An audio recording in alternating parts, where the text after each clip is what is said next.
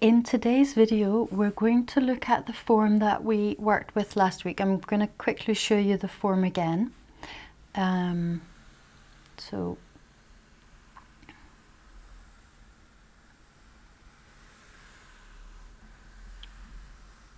this is the form that we're going to look at a variation of today.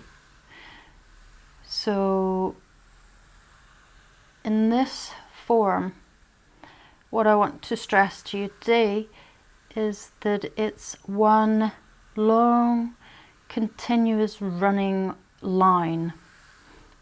So you're drawing the form with one line. And I'll just illustrate that by using a blue crayon.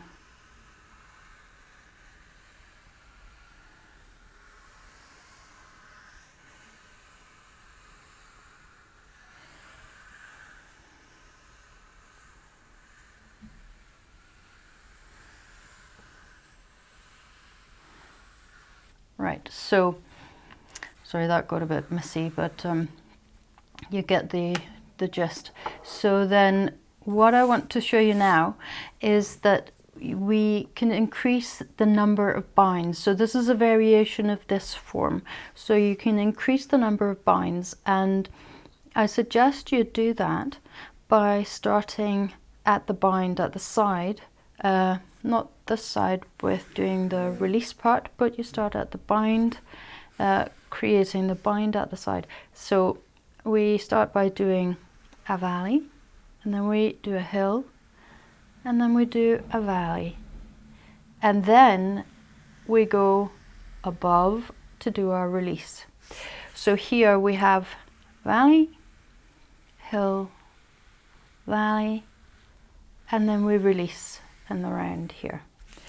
And in order to complete this form so that it has the 3 binds, we start here again where we started with the bind, but this time we're creating a hill, and then we go into a valley, and then into a hill, and then we're going into the form below. So here, as you can see, in order to create 3 binds, the variation of this form where we have 3 binds, you have to have 2 separate lines.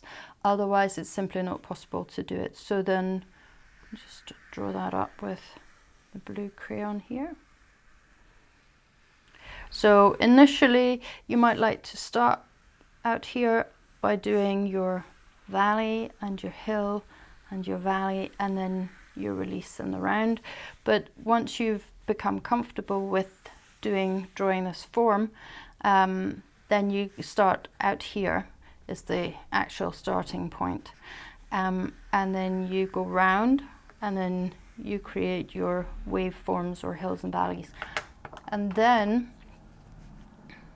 you can start with your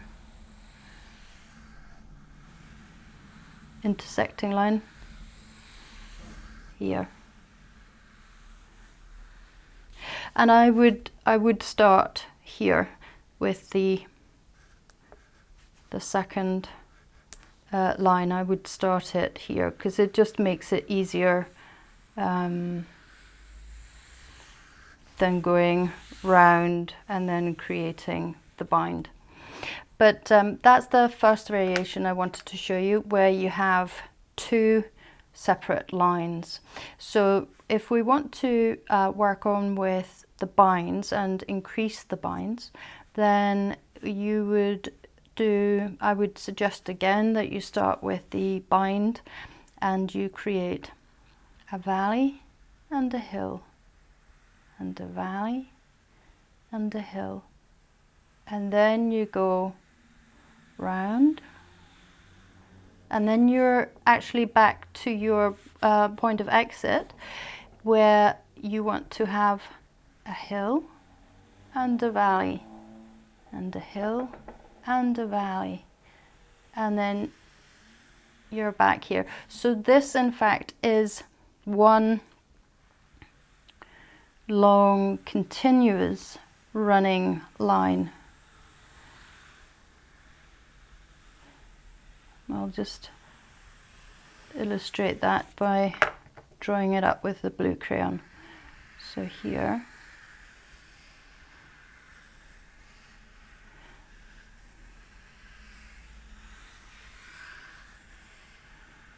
you can see, I hope you can see, that this is the one long continuous line. And the difference between when you need one line to complete your form and when you need two lines is actually whether you have, when you start your bind, whether you end up in a hill, in a valley here, or in a hill. So here, as you can see here, with the blue line, which is the first line, we're ending up at the side, we're actually ending up with a valley. And here, when it's a continuous running form, we're ending up with a hill. And it's the same up here. We're ending up with a hill. That creates the possibility of going down the way and coming back to interweave in our bind, create our bind, and then you just need one line. So that's the difference. Here you're ending up with a valley, and here you're ending up with a hill. So one line with a hill and two separate lines when the first line ends in a valley. Now, the other thing that I just want to briefly mention is that of course you can work with these forms turned around so that you're drawing them so the bind is, instead of being horizontal, becomes vertical. And you might find that actually it's for you easier to create a harmonious looking bind if you're doing it with the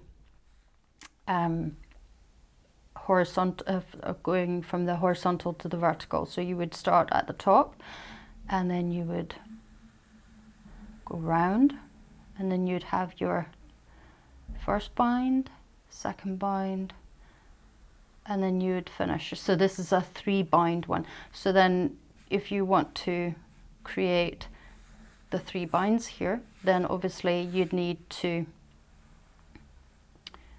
intersect your bind and then create your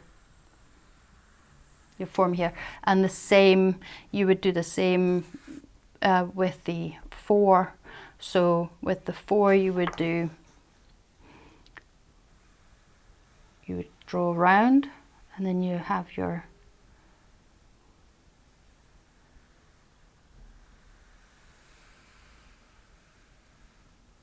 intersecting line here. So, and then you can always, as I say, always encourage you to go over your line to create a more harmonious looking form if you feel that it's not harmonious in the first go, and it won't be, trust me. It takes practice. So then you create that. And I would encourage you to actually practice these shapes both vertically and horizontally, because we'll be using both the horizontal and vertical binds in the future and upcoming exercises. So do both one and the other, and try and practice getting a harmonious look. And once you, of course, you've practiced them being harmonious looking, then you want to practice the release, and then you slow down in your bind, and then you release. And the same here, you slow down in your bind and you release in the, you speed up in your release, and then you slow down in your bind. And the same here, so you slow down when you reach your bind, and then you release, you go faster, and then you slow down in your bind, so you've got control, and then you release, and then you slow down in your bind, release and go faster. So, you know, practice the horizontal and the vertical and your rhythm, and you'll be set for keeping up with the next exercise that's coming in the next video.